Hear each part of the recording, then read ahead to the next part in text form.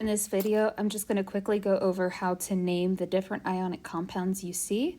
There are several different types of ionic compounds, things that come up that you kind of just have to be aware of. So before we get started, this page right here is on the inside front cover of your packet. Your packet, of course, is on Canvas if you can't find it. On the inside front cover, there should be this periodic table that hopefully you have labeled out with at least the charges of the different columns. You do kind of need to know that for naming. You might have the valence electrons as well. That's not going to be super important for this lesson. The charges are going to be the important part for here. Okay, so ionic compounds, we know, of course, are made up of a metal and a nonmetal.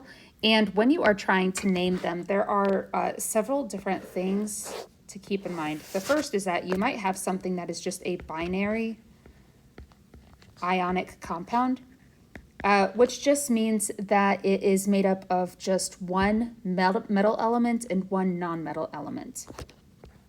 One metal, one nonmetal.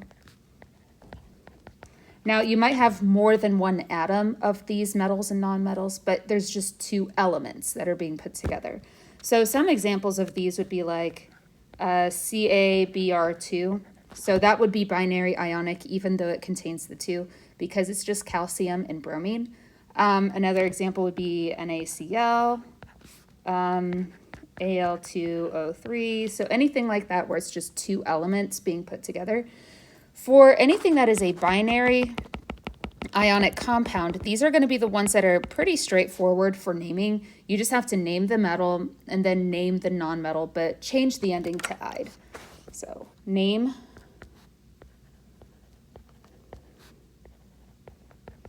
metal, include the Roman numeral if necessary.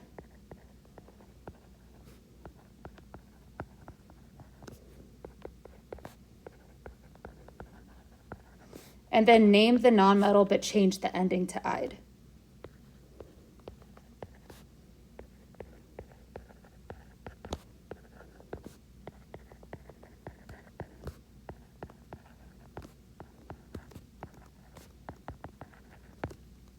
Okay, so these are going to be the ones that we've been working on first. They're pretty straightforward. If I look at these three examples here, these are binary ionic compounds. So if I'm naming these, it's going to be relatively straightforward. Name the two elements, change the ending to "ide." So for this first one, Mg is magnesium. And Cl is chlorine, so I have to change it to chloride. So that'll be magnesium chloride. For this one, Fe is iron. Iron is, if you look at where iron is on the periodic table, iron is right here. So iron is in a place where it needs to have a Roman numeral because it is not in a column that has an assigned charge. If you go back to that periodic table at the beginning, you'll notice that some of the places have charges at the top and some of them don't. So if there's no assigned charge, that's when you have to include the charge in the name. You have to be specific which form of iron is in this compound. So I'm going to leave a spot for it for now, and we'll come back to that. Br is just going to be bromide. To figure out what the charge of the iron is, all you have to do is look at how the compound was balanced. So it has one iron and it has 3 bromines, and you get that from the formula. If you look up bromine's charge on the periodic table, bromine is right here. So it has a -1 charge.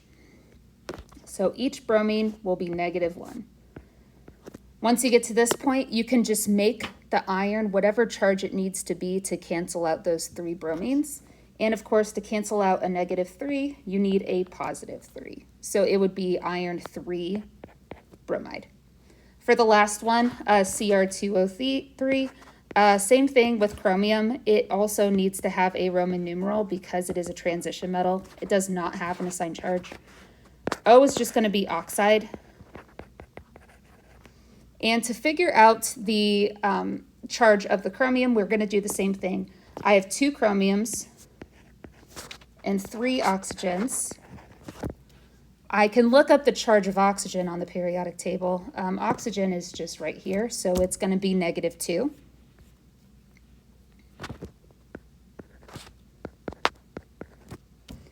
So all three of those oxygens added together is going to be -6. That means my 2 chromiums should be +6 to cancel out with it. And to get a +6 out of 2 chromiums, each of them is going to have to be +3. So this will be chromium 3 oxide. All right, so that's how you figure out the charge. And that's going to be the case for any time you have to figure out the charge of a transition metal. So binary ionic, name the metal, include the Roman numeral if needed, name the nonmetal, change the ending to "-ide". So that's what we learned how to do first. Now you can also have polyatomic ions. So ionic with a polyatomic ion. And this is really not going to be too different from what we were doing with binary ionic compounds. The first part's going to be exactly the same. Name the metal, include the Roman numeral if needed.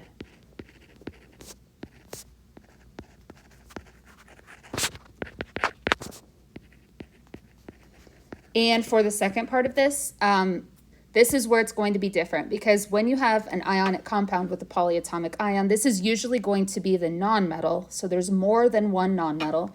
An example of this would be like NaCN. So that one has sodium, carbon, and nitrogen. So that's more than one nonmetal. That means that there's a polyatomic ion. It's not binary because there's not just 2 elements. It's more than 2 elements. So anytime that happens, the first part of it is just going to be normal sodium. But then you have to lump together the rest of the formula, the CN, and just look up its name on the reference. So use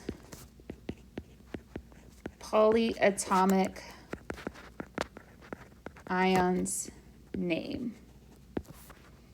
No changes are needed. You literally just look up the name on the reference, and that's how it's going to end. So if you look up CN on your reference, CN is right here. CN is called cyanide. So that compound would be sodium cyanide. That's all you have to do to name these. All right, so let's practice with some more of these. So I have these 3 compounds here.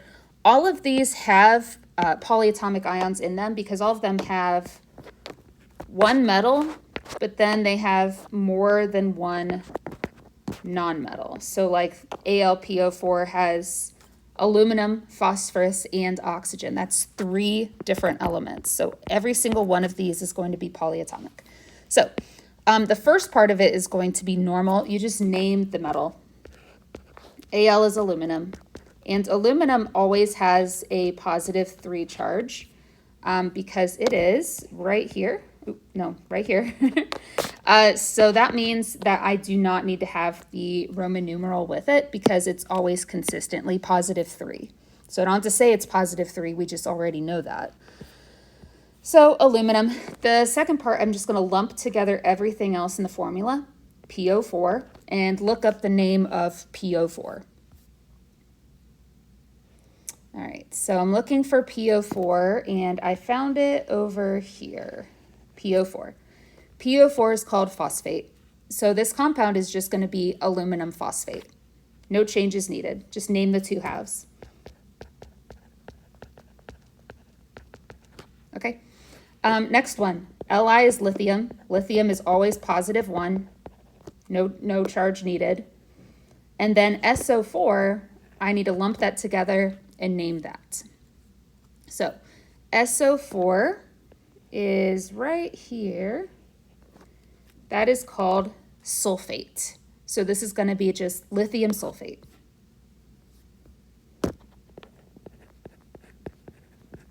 And then finally, this last one, PT is platinum. Platinum does not have a consistent charge. So this one will need a Roman numeral.